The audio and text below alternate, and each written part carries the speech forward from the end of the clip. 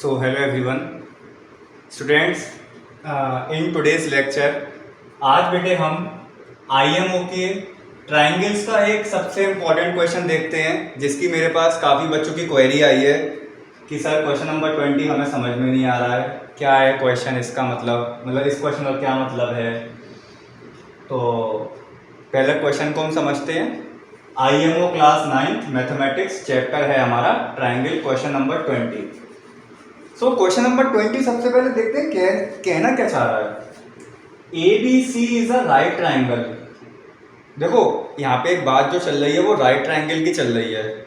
ये बात सब जानते हैं कि किसी भी राइट एंगल ट्राइंगल में ये जो हाइपोटेन्यूज होती है ये सबसे लॉन्गेस्ट साइड होती है, ये बात सब जानते हैं। दूसरी बात, कोई भी अदर टू साइड्स जो होती हैं हमारी, ये कोई भी साइड हाइपोटेन्यूज के बराबर नहीं हो सकती, क्योंकि hypotenuse is right angle triangle की सबसे लॉन्गेस्ट साइड होती है। इसीलिए ये वाली साइड और ये वाली साइड ये हाइपोटेन्यूज के बराबर कभी हो ही नहीं सकती हैं। ये बात सब जानते हैं नहीं जानते राइट एंगल ट्राइंगल का कॉन्सेप्ट? ठीक है। अब क्वेश्चन ये कह रहा है ABC is a right triangle such that AB equal to AC। अब इन्होंने घुमाया क्या है क्वेश्चन में इन्होंने ये नहीं बताया है कि राइट एंगल ट्राइंगल किस पॉइंट पर बन रहा है, A पर बन रहा है, B पर बन रहा है या C पर बन रहा है। ठीक है, बस एक हिंट दे दी है कि ये दो साइड जो है आपस में क्या है, इक्वल है। ठीक है। And the bisector of angle C, मतलब एंगल C का जो बाइसेक्टर होगा वो इंटरसेक्ट करेगा साइड AB को D पॉइंट पर। फिर से एंगल C का जो बाइसेक्टर होगा, मतलब एक लाइन जो होगी जो एंगल C को बाइसेक्ट करेगी टू इक्वल पार्ट्स में, वो इंटरसेक्ट करेगी साइड AB को पॉइंट D पर। तो हमारे को ये बताना है AC plus AD equal to इन चारों में से क्या आएगा। अगर हम दो साइड को ऐड करें तो इन दोनों साइड्स का जो सम आएगा वो BC आ सकता है, ट्वाइस ऑफ BC आ सकता है, थ्राइस ऑफ BC आ सकता है, या फिर NOT means none of this. तो ये था क्वेश्चन का मतलब। अब इसको फ्रेम करते हैं हम क्वेश्चन को। ठीक है, देखो ये तो बात क्लियर है, राइट एंगल ट्राइंगल की बात चल रही है, लेकिन ये नहीं मालूम हमें कि राइट एंगल बन किस पॉइंट पर रहा है। बस हिंट ये दे दी है कि AB जो है वो AC के क्या है, इक्वल है। सो स्टूडेंट्स एक बात मुझे बताओ, मैं अपनी तरफ से मैं अपने एक लॉजिक के थ्रू ये मान रहा हूं कि राइट एंगल जो है वो A पर बन रहा है। ठीक है।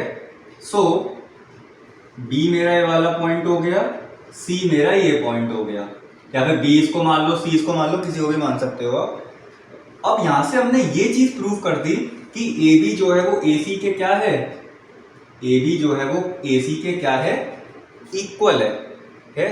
अगर मान लो आप अपने तरीके से सोचते कि सर हम ऐसे ले लेते हैं, चलो A B C, पर AB जो है वो AC के क्या इक्वल हो सकती है, नहीं हो सकती। दूसरी कंडीशन लेके चलो, A C B, क्या AC AB के इक्वल हो जाएगी, ये भी नहीं हो पाएगी, क्योंकि ये तो हाइपोटेन्यूज हो गई ना। अब कंडीशन बची कौन सी, या तो B को हमने इधर लेके देख लिया तब भी नहीं हुआ, C को इधर लेके देख लिया राइट एंगल तब भी नहीं हुआ, तो हमने लास्ट यही एक ऑब्जर्वेशन निकाली, चलो A को लेके देखते हैं राइट एंगल पे। ठीक है, तो इसमें हाँ AB AC के इक्वल हो सकता है, बिल्कुल हो सकता है ना। तो ये वाला हमारा ऑब्जर्वेशन बिल्कुल सही था, इस तरीके से मैंने लॉजिक लगाया है। ठीक है बेटे, अच्छा इतनी बात मुझे समझ में आती है। AB AC के इक्वल है, तो क्लास एक बात बताओ, ट्रायंगल की एक प्रॉपर्टी होती है कि अगर दो साइड किसी भी ट्रायंगल की इक्वल है तो उनके अपोजिट एंगल्स आपस में ऑटोमेटिकली इक्वल होते हैं, है ना। तो यहाँ पे हम एक चीज लिख देते हैं सॉल्यूशन में। अभी मैं ये नहीं बता रहा कि एक्चुअल में इसका सम कौन सी साइड के बराबर है, मैं एक प्रूफ लेके चल रहा हूं। ठीक है, कि अभी हमें एक चीज मालूम है, we know that if AB equal to AC, then ध्यान देना AB के अपोजिट वाला एंगल कौन सा है, C। और AC के अपोजिट वाला एंगल B, ये दोनों आपस में क्या होंगे, इक्वल हो जाएंगे अकॉर्डिंग टू प्रॉपर्टी। कौन सी? Angle opposite to equal sides are equal. ठीक है, ये हमारी एक ऑब्जर्वेशन थी। अच्छा, अब क्वेश्चन क्या कह रहा है, and the bisector of angle C, मतलब इस एंगल C का जो बाइसेक्टर होगा वो AB को D पॉइंट पर इंटरसेक्ट करेगा। ठीक है, मैंने कह दी CD जो है एंगल बाइसेक्टर है किसका, C का। Now CD is the angle bisector of angle C, which implies ये एंगल, ये इस वाले एंगल को टू इक्वल एंगल्स में बाइसेक्ट कर देगा, कर देगा बिल्कुल। So angle 1 equal to angle 2। ठीक है, यहां तक कोई बात, कोई दिक्कत नहीं, सबको ये वाली बात क्लियर है? ओके, अब देखो एक बात समझो, इतनी हमने ऑब्जर्वेशन कहां से निकाली, सिर्फ क्वेश्चन पढ़ के और अपने कॉन्सेप्ट के थ्रू। अब समझना, हमें AC और AD में कॉम्बिनेशन चाहिए, और यहाँ पे तीन साइड कौन सी चल रही है, तीसरी साइड BC चल रही है। इसका मतलब मुझे एक AC की जरूरत पड़ेगी, एक मुझे AD की जरूरत पड़ेगी। अप्रोच समझना, मैं अप्रोच क्या लगाना चाह रहा हूँ, एक मुझे AD की जरूरत पड़ेगी, एक मुझे AC की जरूरत पड़ेगी, और तीसरी साइड मुझे BC की जरूरत पड़ेगी। ठीक है, अच्छा, तो कुछ हो सकता है इसमें? तो राइट एंगल हम लगा नहीं सकते, मीन्स पाइथागोरस थ्योरम हम लगा नहीं सकते। अगर मैं इन दोनों ट्राइंगल्स को कॉन्ग्रुएंट प्रूफ करना चाहूँ तब भी नहीं कर पाऊंगा। कौन से दो ट्राइंगल, BAC और DAC। अप्रोच अभी आपको पता चला हूँ, मतलब अभी मैं अप्रोच बता रहा हूँ कि मैं क्या क्या अप्रोच लगा सकता हूँ। ये हम दोनों ट्राइंगल्स को कॉन्ग्रुएंट प्रूफ नहीं कर सकते, हालांकि साइड, ये साइड ये छोटे वाली पे, ठीक है, कोई वो नहीं है, नहीं हो पाएगा। एक कंस्ट्रक्शन करनी पड़ेगी इसमें। हमें क्या कंस्ट्रक्शन करनी पड़ेगी, सुनना ध्यान से, कि मैं एक D से परपेंडिकुलर डालूंगा BC पर। यही कर सकता हूं मैं, और तो कुछ कर नहीं सकता हूं, है ना। मैं एक D से परपेंडिकुलर डालूंगा DE किस पर, BC पर। इधर 90 डिग्री का एंगल बनेगा, इधर भी बनेगा। ठीक है, तो कंस्ट्रक्शन क्या करी मैंने, DE एक परपेंडिकुलर बनाई मैंने, एक डाली किस पर, BC पर। ठीक है, कोई दिक्कत नहीं, ये मेरी तरफ से कंस्ट्रक्शन किया है, और कोई मेरे पास अप्रोच, कोई जुगाड़ जिसको आप कह सकते हो, वो नहीं समझ में आ रही थी। ठीक है, अच्छा ध्यान देना।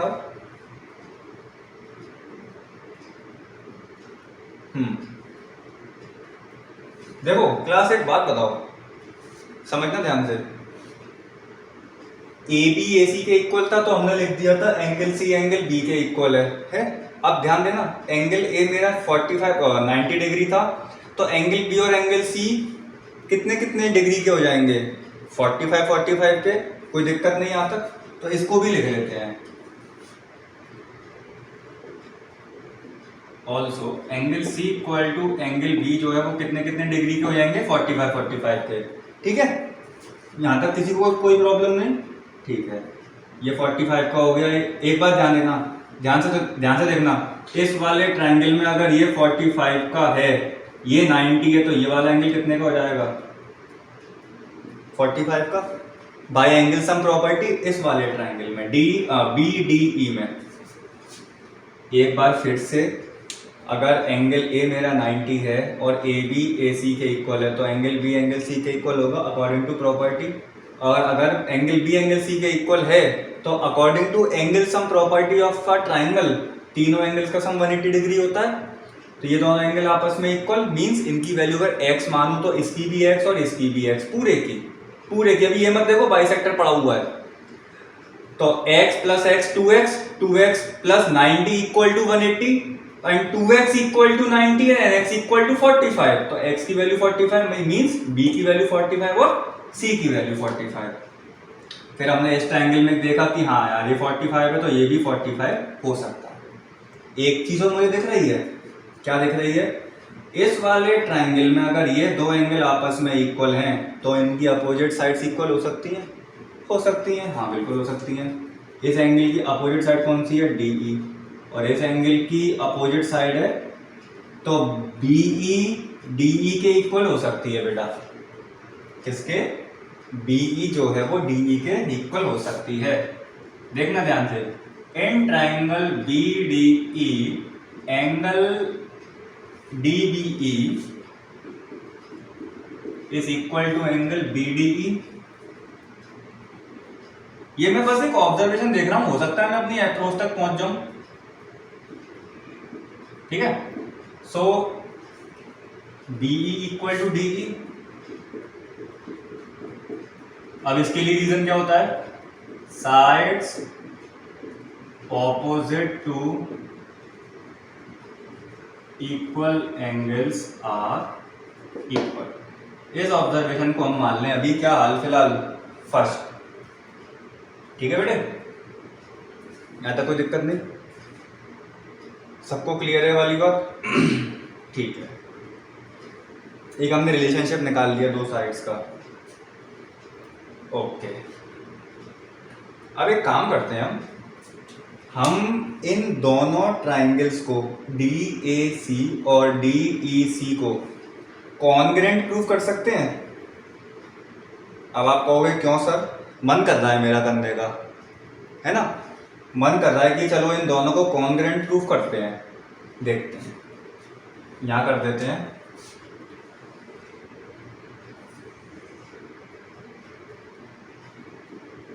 In triangle DAC and triangle DEC, DAC और DEC, ध्यान देना ये वाला एंगल और ये एंगल आपस में इक्वल हो जाएंगे। एंगल DAE, इसका नाम दे देते हैं चलो, ये एंगल 1 और एंगल 2 है, ये एंगल 3, ये एंगल 4, तो एंगल 3 एंगल 4 के इक्वल हो जाएगा बेटे, ईच 90 डिग्री।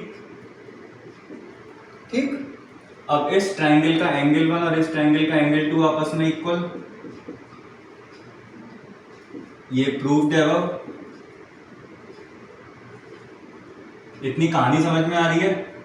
डाइजेस्ट हो रही है इतनी कहानी आराम से? हाँ हो रही है, चलो ठीक है, क्योंकि CD बाइसेक्टर था ना, एंगल बाइसेक्टर था एंगल C का, है ना।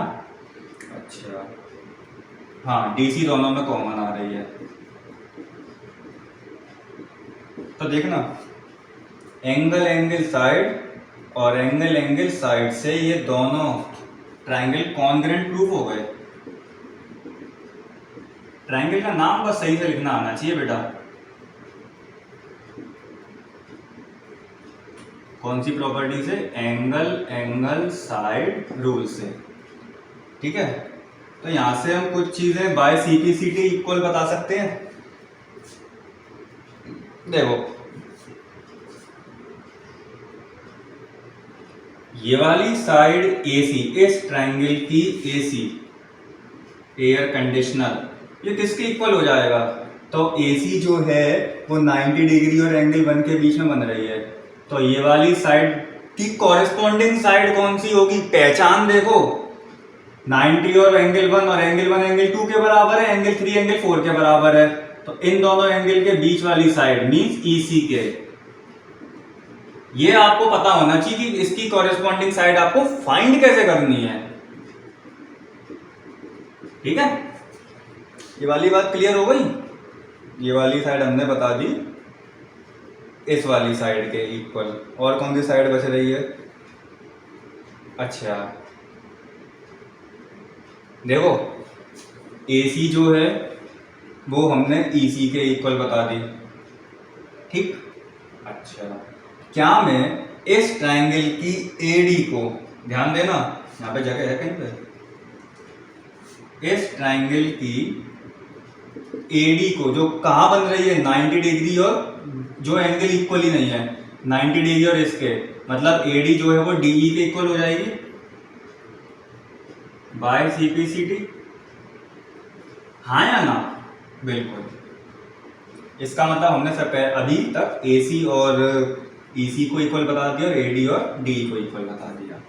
ठीक है, तो अभी तक की कहानी हमें समझ में आ गई है कि हमने यहाँ तक कॉन्ग्रुएंट ट्रायंगल्स को प्रूव करके साइड्स को इक्वल प्रूव कराया आपस में, है ना। अब देखना, यहाँ तक बात क्लियर है सबको?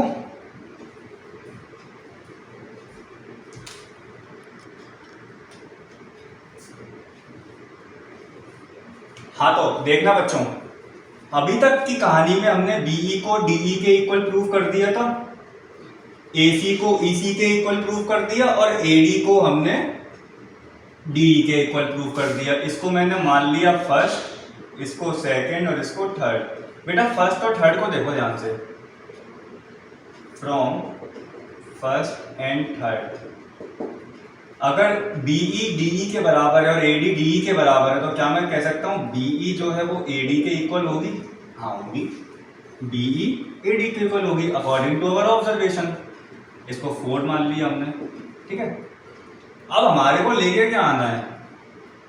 AC plus AD, AC plus AD। ठीक है, तो एक काम करते हैं हम, देखो ये जो पूरी BC है जिसकी यहाँ पे बात चल रही है, देखना ध्यान से, ये जो पूरी BC है बेटे, इसको मैं क्या लिख सकता हूं? BE प्लस EC लिख सकता हूं। कोई दिक्कत है यहाँ तक? कोई दिक्कत नहीं है। अब इस BE को मैं क्या लिख सकता हूं? इस BE की जगह मैं क्या लिख सकता हूं? AD। आ रहा है यहाँ पे धीरे धीरे करके आंसर आ रहा है। और इस EC की जगह में क्या लिख सकता हूँ? EC को मैंने किसके बराबर प्रूव करा था? AC के करा था, तो जब मैंने दोनों ट्रायंगल्स को कॉन्ग्रुएंट प्रूव करा था। आ गया बेटे? इसका मतलब AC प्लस AD जो है वो BC के इक्वल है। अब आप कहोगे मतलब BC आ गया मेरा आंसर, A आंसर है। ऐसे करके मैंने इसको सॉल्व करा है। देखो अब आप कहोगे कि सर हम एग्जाम में कैसे अप्रोच पकड़े? बेटा देखो, एग्जाम में अगर आपको एक क्वेश्चन करना है तो बड़ी सीधी सी बात है, लॉजिक लगाना पड़ेगा। अब वो लॉजिक कैसे आएगा? नंबर ऑफ क्वेश्चंस करके और कॉन्सेप्ट को बिल्कुल क्लियर समझ के। यहाँ मैंने करा क्या है? मैंने कॉन्सेप्ट ही तो लगाया, इसमें side angle, side opposite to equal angle are equal, है ना। इस वाले में angle opposite to equal sides are equal, मतलब यहाँ से तभी तो मैंने 45 निकाला। फिर मेरा मन में आया चलो इन दोनों को कॉन्ग्रुएंट प्रूव करके देख लेते हैं। मैंने कहा देख लेते हैं, तो यही तो अप्रोच है, देख लेते हैं। इसी तरीके से आपको क्वेश्चंस करने हैं, है ना। तो ये प्रैक्टिस मतलब इसके लिए आपको बहुत ज़्यादा क्वेश्चंस की प्रैक्टिस करनी पड़ेगी, तब जाके हम इस अप्रोच पर पहुंच सकते हैं, है ना। तो ये था हमारा क्वेश्चन नंबर 20।